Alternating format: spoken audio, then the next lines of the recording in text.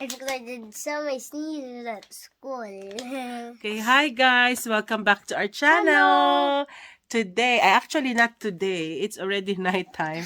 Tonight, Aiden is not feeling a little bit well, but I think he said, yeah, Mommy, I want to do some Lego what? What do you call it? Lego structures? What is it? Lego models, different models.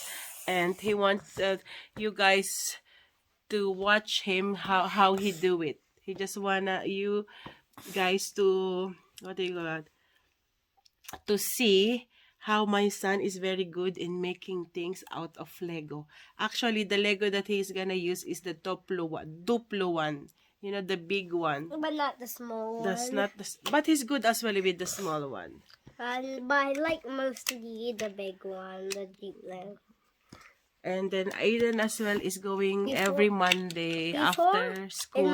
When I was in the reception, I had Lego. Yes, he loves Lego. But now I don't have Lego in school anymore. Yeah, but it's okay because now at the moment it's a serious studying now because you are in the year one. Like last time, I made an airplane garage. I even had a little place where like the controls check on the airplane. So how many pieces are you planning to do?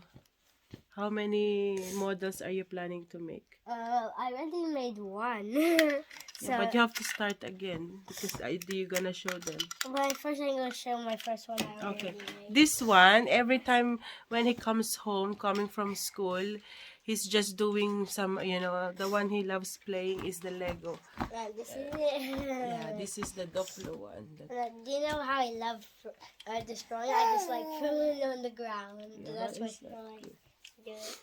Yeah, and here, yes. Say hello, Artin.